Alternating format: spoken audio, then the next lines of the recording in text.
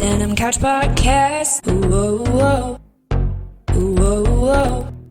The 40s, 50s, 60s, 70s, and 80s with Steph with an F. Hi guys, welcome to the Denim Couch Podcast, where we chill on this denim couch and talk about the 40s, 50s, 60s, 70s, and 80s. I'm Stefani Tanner. Welcome.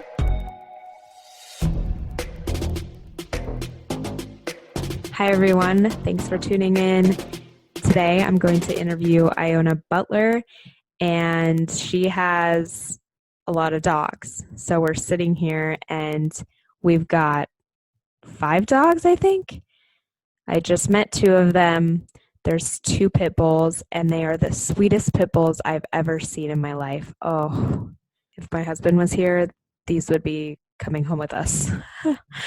One of them currently is sitting here chewing on a Lego, which is super impressive for a nice visual effect of how this interview is going. I'm so excited to be interviewing Iona. Iona's daughter, Cheryl, got me this interview, and she is 95 years old. She's recovering from surgery, and I am so excited to be interviewing with her. Let's dive in.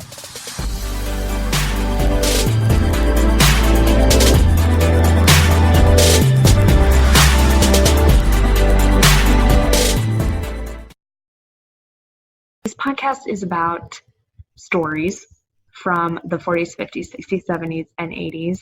But not only that, it's about happiness and joy and people's experiences with happiness and joy, their opinions, their thoughts on happiness and joy in the 40s, 50s, 60s, 70s, and 80s. Alrighty. So, do you want to introduce yourself? Yeah, I'm Iona Butler. My maiden name was Cooper. I was born November 1st, 1928 in Iona, Idaho. Could you tell me a little bit more about what your day would have looked like back in the 40s and 50s? My dad worked for what they call the WPA. He helped build the Black Canyon Dam and the highway that goes down around the dam. And he had an old Model T car, touring car, and he couldn't haul anything in it, so he cut the back end of the back seat of the car out, made a pickup out of it, and that's how we traveled. I had a brother and a sister, and the 3 of us rode in the back end of the truck. He called it a truck. They left Ola and moved to Sweet, and that's where my memories that I have really started, was in Sweet. We lived in a house, and there was a little orchard. Now, in my mind now, there were probably 3 or 4 trees out there in the orchard. But anyway, my dad had goats that grazed out there, and they were fenced in. And I had to walk through that little orchard to get to school, and I was scared to death of the goats. They just scared me, and I would be crying by the time I got to school. Well, if I'd have been half smart, all I had to do was go on the outside of the fence around the orchard and walk around it. But I'd get to school, and I'd be crying, and the teacher asked me what was wrong, and I'd tell him that I was afraid of the goats. So she would let me, and for heaters, and then they had a great big round stove, and that's where we put our lunches. We bring them in and put them behind this stove. That's where we stored them. And then we'd go in, and I'd sit behind that stove and cry half the day because I was scared of the goats. And the goats didn't pay any attention to me. That could have been the least of their problems. But anyway, I remember that. I remember going to school and being so afraid of those little goats, and get to school and sitting behind that big old heater crying.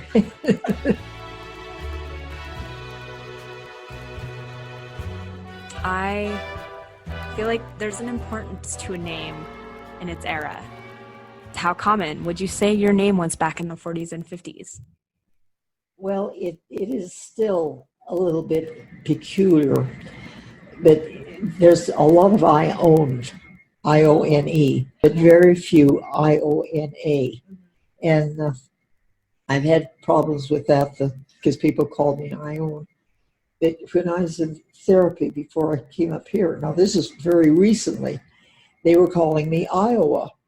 And I finally asked them, I said, why do you call me Iowa? And they couldn't read the name, that whoever wrote it didn't write it plain, and they thought my name was IOWA. And I said, no, it's IONA.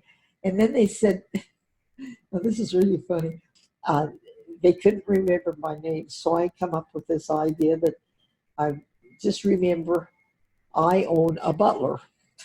And so that's what they called me the rest of the time. Oh, here comes, I own a Butler. Did you have a favorite outfit or style? Can you describe it for me? I don't think there was anything that I had a lot of hand-me-down. Mom, What? I know one thing Mom had told me, maybe you should, that they were poor, they didn't have anything. Oh, very poor. And when they got clothes or shoes, because soles of the shoes would wear out, they'd put cardboard in there and keep wearing them.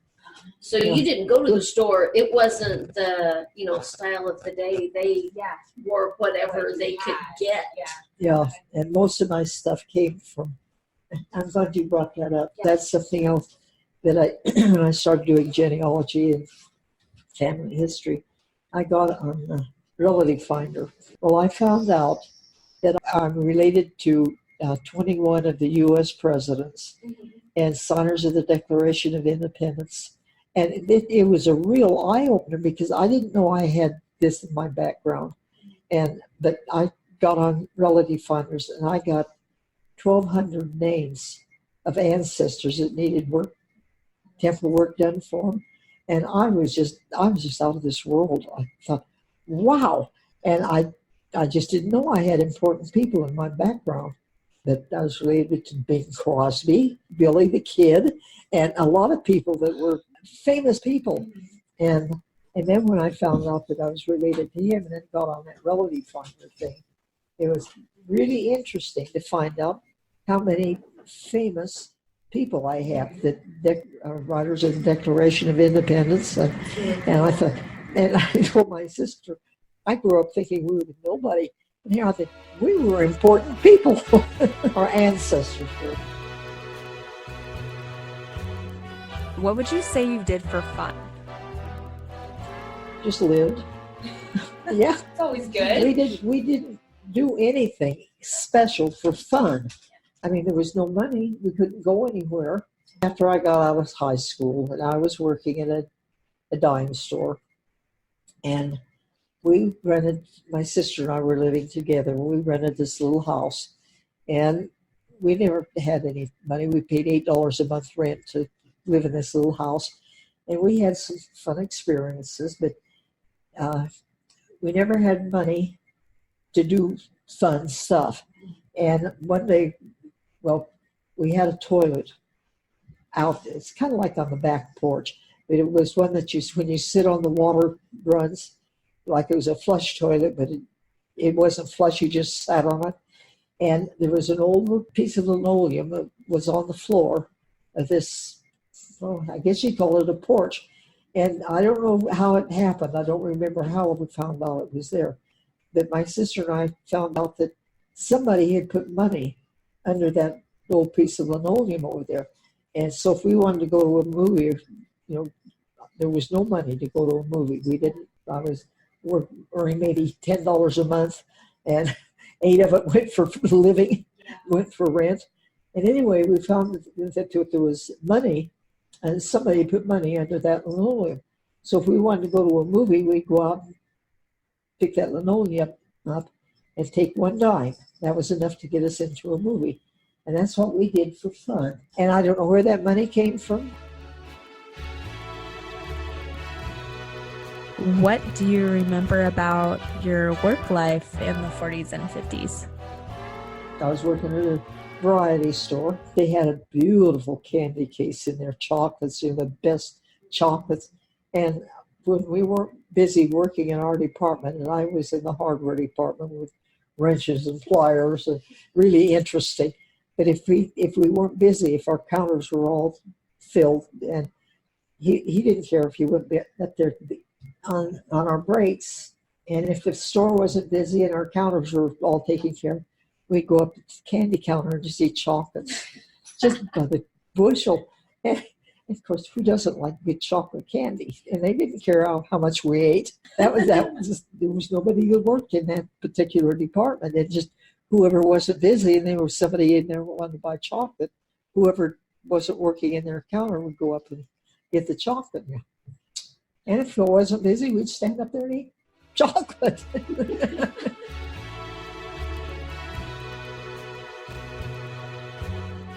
I've heard Iona has quite the love story about how she met her husband.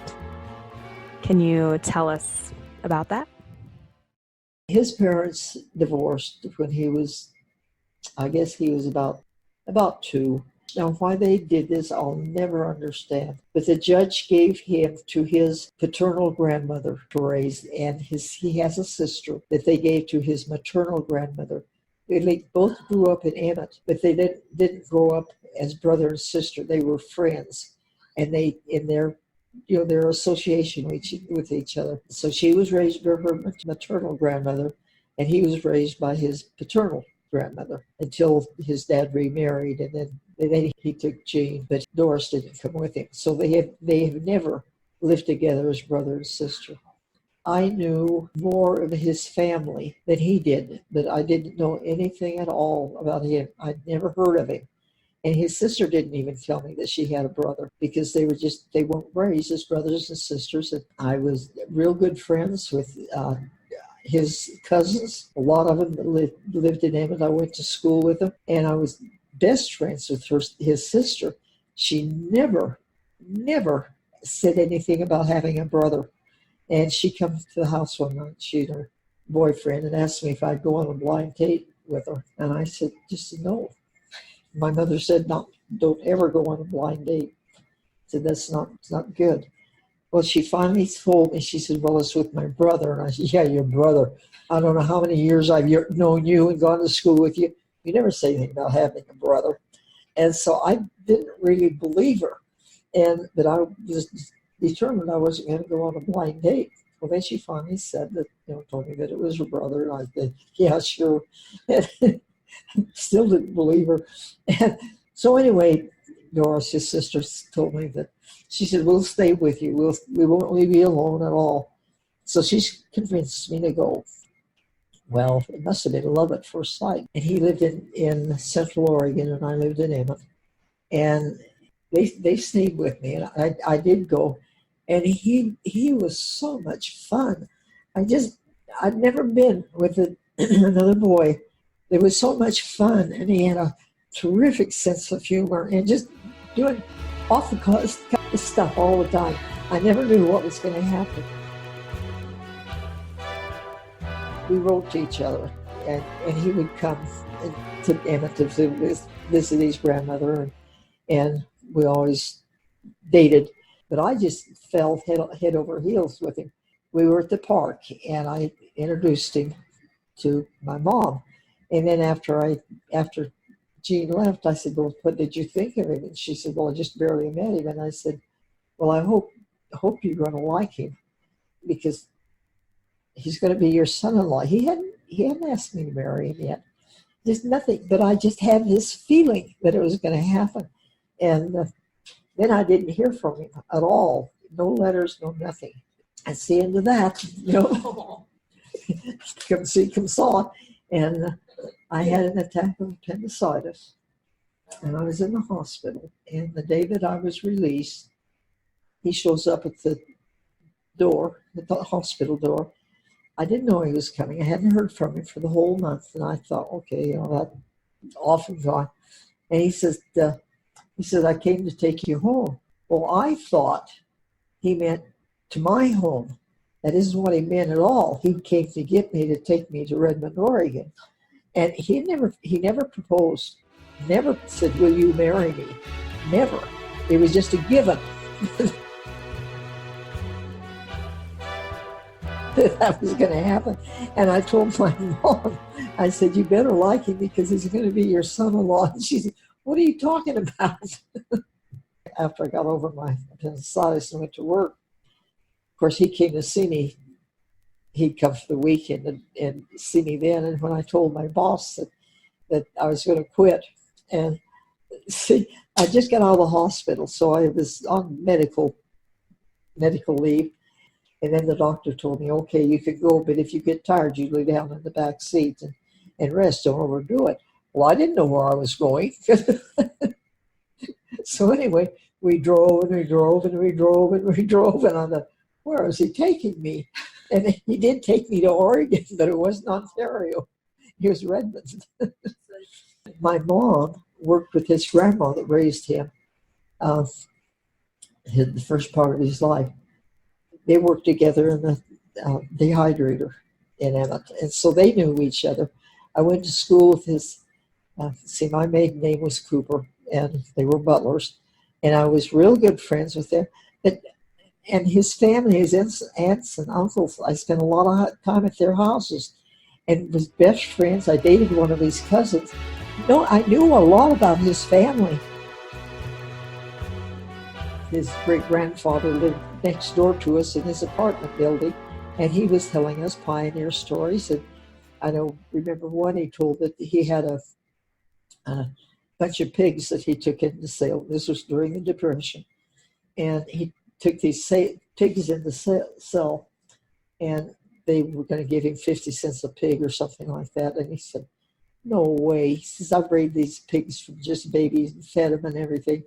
And they wouldn't, there's no one gave it anymore. So he just turned the pigs loose in downtown and went home. And can't you imagine?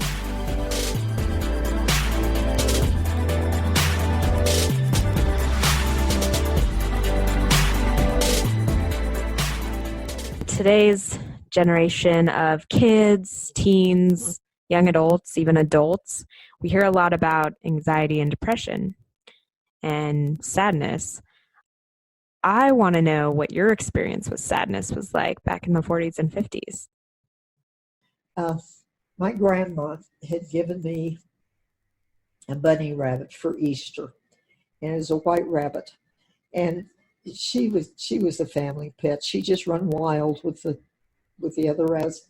But she'd come to the door and scratch on the door. Mom would give her a piece of cake. She loved cake, or a piece of bread, and she would take it out under the car and eat it. Well, we had dogs and cats, and they would come in and try to get her bread, and she would fight them.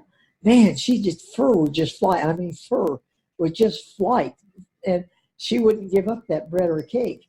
And so she was already a family pet, and she just ran wild with the other animals.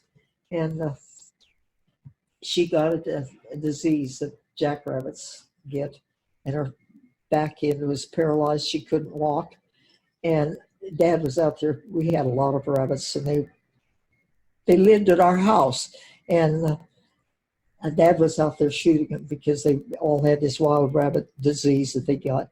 And he got to Bonnie, was her name, and he couldn't shoot her. I'm going to cry.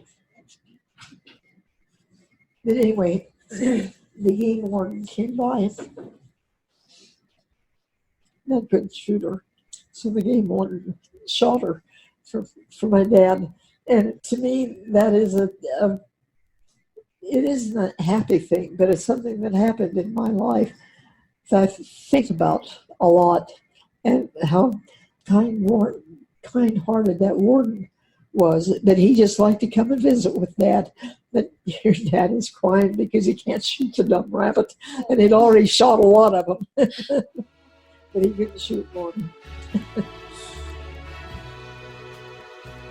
Could you tell me a little bit more about what your day would have looked like back in the 40s and 50s? It was called Squaw Creek. You may know where it's at. Okay, that creek kind of run right down through my dad's property. And we spent a lot of time down there playing in the water. And our property was three tiers. Up here was nothing but rocks, big rocks. And then you come down a little hill, and then it was an area that was level. And that's where our house was, and where we played. And then the third one was a meadow, and that's where my dad had a big garden, and we raised a lot of stuff. What was one of your fondest memories in the 40s and 50s? There's so many things. The first thing was when we got the kids.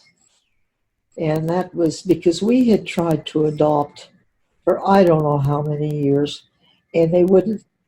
One guy, caseworker, come out. We just bought a new car, and he drove up in the driveway, and he says, "Oh, I see you got a new car." I said, "Yeah," and he says, "Okay." He said, "You sell that car and give me $1,000, and I'll have a baby for you tomorrow, black market." And so we just, forget that. So we decided, okay, we're not going to get a baby. They want to go black market, and we weren't going to do that. So we sold that house and bought this big house in Linwood, Washington. And everybody says, "Why are you building such a big house? Why are you buying such a big house?" I don't know. My husband says, "We like big things." and so we got that big house, and then we were just enlarging the patio. It was a split level house, and we got a telephone call from Jean's mom, and they had a friend that was a nurse, and they had this girl that got pregnant. Her boyfriend, I guess it's what it's supposed to be, got her drunk, got her pregnant, and she wanted to give the baby up for adoption and get her out of town. So anyway, this nurse called my husband's mom, and she called us and said, if you're still interested. And anyway, we went down to get Bev, our other daughter's mother, to go visit her. We talked to the caseworker, the doctor first, and he explained what was going on, and he said she wants to get out of town where nobody knows her till she has her baby, and then she wants to come home. So he called Bev's mom and told her that he had somebody that was interested and that she would go to the Seattle area. And she said, great. She was all for that because she didn't know anybody in Seattle. So anyway, she came and stayed with us for 3 months before Bev was born. And we just loved her. And she was a tease. But anyway, we left her alone. The first day she was there, we went down and got her and brought her home. And she said that she would like to have dinner ready for us, and what would I like? So I told her that I had a roast out and told her where it was at and all of this. And so when we come home the next night, we had like I said, a split level house. She was standing at the head of the stairs, and she said, I've got to confess, I made a big mistake today. And I thought, oh, now what? And I said, well, what happened? And she said, I forgot to put the potatoes in with the roast. So that was really my first introduction to her. And we just loved her. And we told her before she went to have the baby, we said, if you want to stay here, you could stay. And the doctor he was a great doctor because he knew what was going on. But when after Bev was born, he come out in the hall and he bends way down low and he said, it's a girl. And he just yelled down the hall.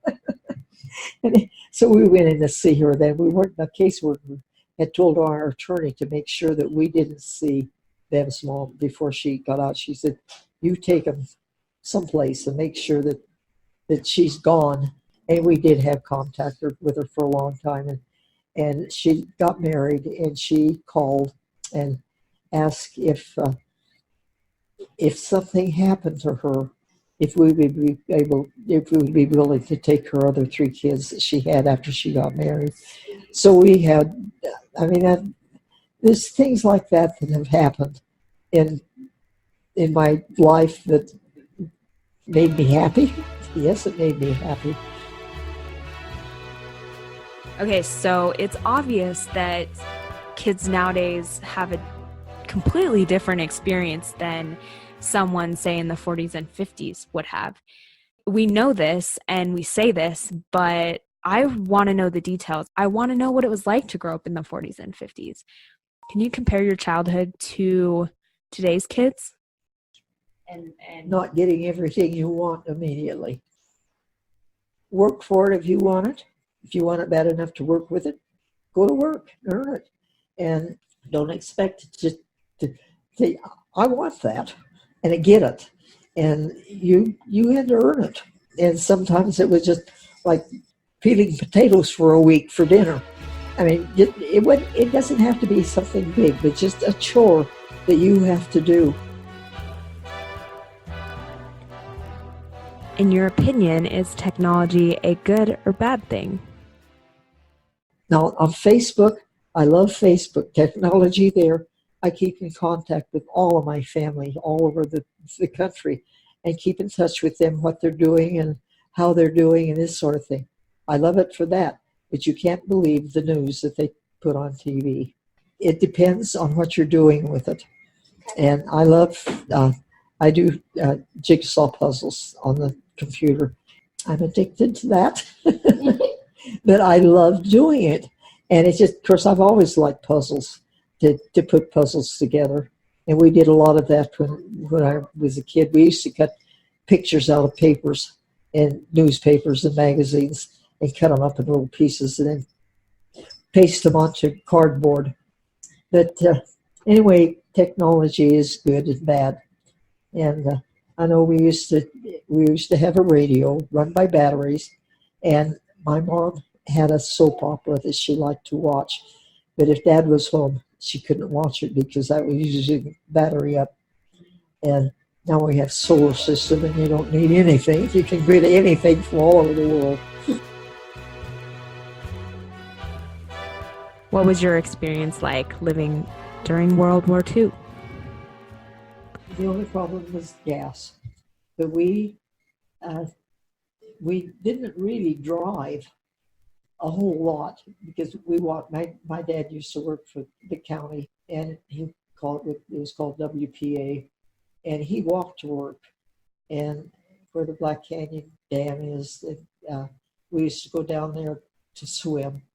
And well, the only thing I think it was B-24s bombers used to drive or fly over our place, and when they were come, that was a real thrill to see those bombers come over because they didn't normally fly over our property, but they did. And if one of their planes, they flew in formation, and if one of their planes had been shot down, there would be an empty spot there. When I was in high school, this was in World War II, and I was working in a little restaurant, and we always had strawberry shortcake for dessert. Well, the government brought prisoners through Emmett, taking them probably to Mountain Home. Now, I'm not sure about that, but anyway, I think there was 3 busloads of them. They came through, and they didn't speak English. They were German prisoners, and they stopped at our little restaurant, and the cook had made strawberry shortcakes for desserts, and they saw that those shortcakes, they cleaned him out of shortcakes, and he had made a lot. But see, we couldn't talk to him because they spoke German, and that was it. And I didn't know they were prisoners. I thought they were just soldiers that were being taken to Mountain Home. Well, then when I found out they were prisoners of war in this restaurant, they ate all of our strawberry shortcake.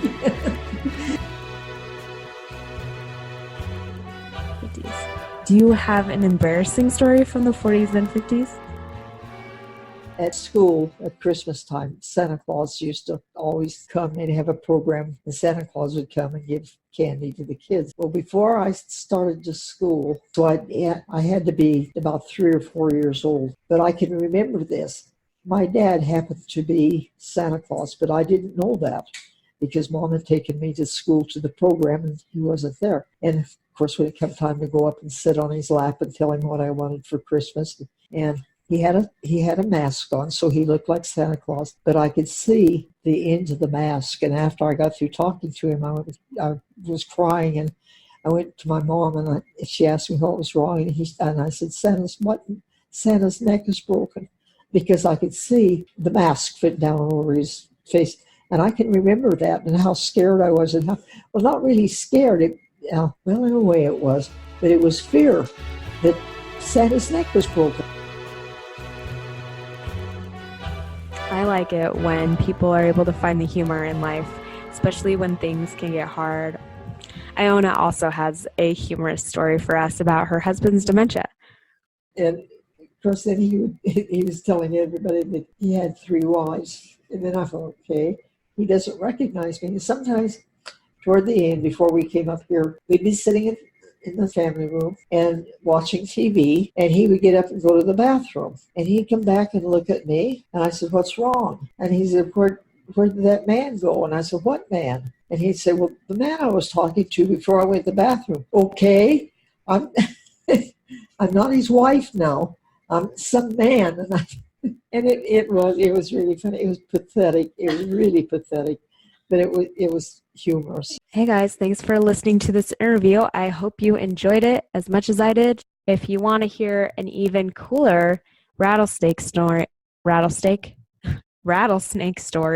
stay till the end. I'm ending this one with a pretty crazy rattlesnake story. Rattlesnake, oh my goodness. Also, join me next week. I'll be interviewing 101-year-old Faye Messenger, who is an avid golfer, still golfing every single week, I think 2 or 3 times a week. So he's got some good stuff for us, and learned a lot about his perspective on not only the 40s and 50s, but some of the 20s and 30s as well. So stay tuned. This is Steph with an F on your favorite denim couch. I'm signing off. Until next week. Bye. Wait. You can't miss the embarrassing story of the week. No. Okay.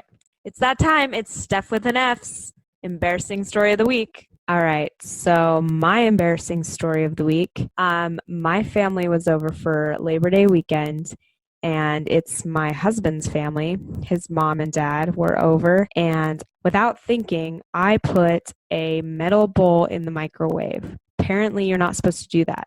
Actually, not apparently. I knew you're not supposed to do that, but I wasn't thinking at all. So I put that in the microwave.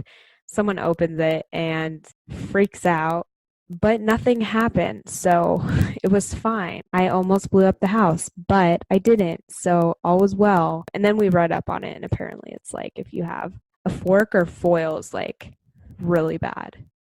So yeah, everyone out there, learn from my mistakes and don't put metal in the microwave. Okay, I do have another embarrassing story, but I'll explain myself.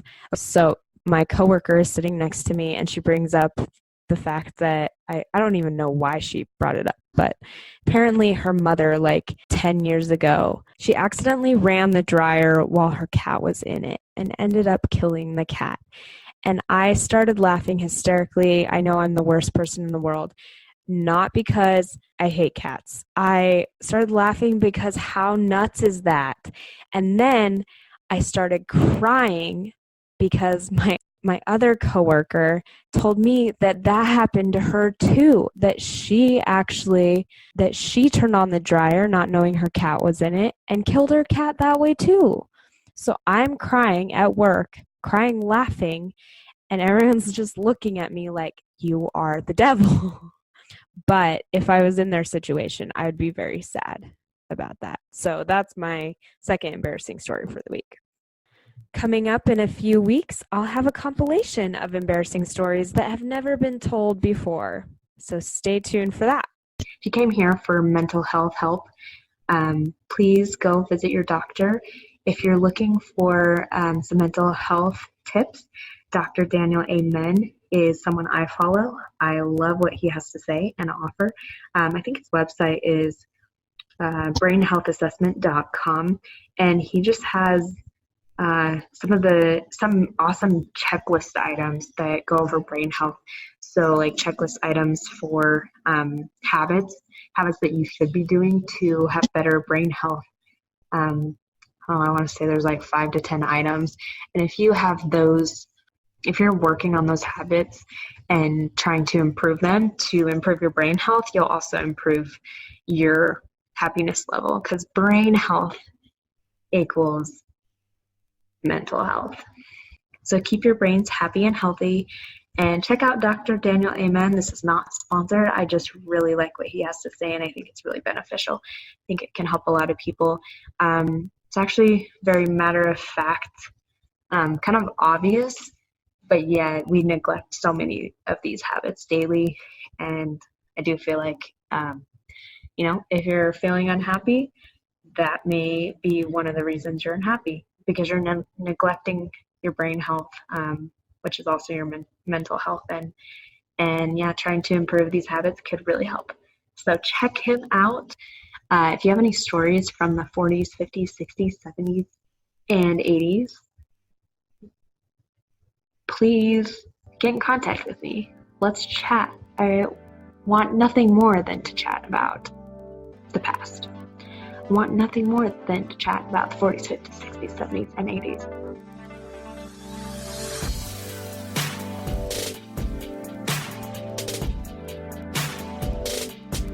And then another thing, we were raised with rattlesnakes, and people are scared to death of rattlesnakes. Leave them alone; they're not going to hurt you. But Dad had poured a foundation for a garage, and he got the foundation poured. They never got the walls up. He ran out of money, and that we would go out and run around the foundation, and there was a rattlesnake curled up in the corner of that, and he would rattle these rattlers, and we'd go by, but of course he knew that we were coming, then he'd rattle, and we didn't pay any attention to him, just absolutely no attention, because we weren't afraid of rattlesnakes. We grew up with them. And then my sister and I were walking through a neighbor's house, and we were walking along this ditch bank, and it was a rattlesnake crossing the road, and we picked up rocks and threw it at the rattlesnake. Of course, it split her open, and she was full of baby rattlesnakes. And we went home and told my dad what had happened, and he said, snakes lay eggs, they don't give birth. And I said, no, Dad, they're baby rattlesnakes. And so he walked back down to where they were at, and of course that took about 15 or 20 minutes, and she was still laying there, but the babies were still alive. They were still squirming around and trying to get out. So he learned a lesson from that, because he grew up thinking that snakes laid eggs, and they don't. They give birth.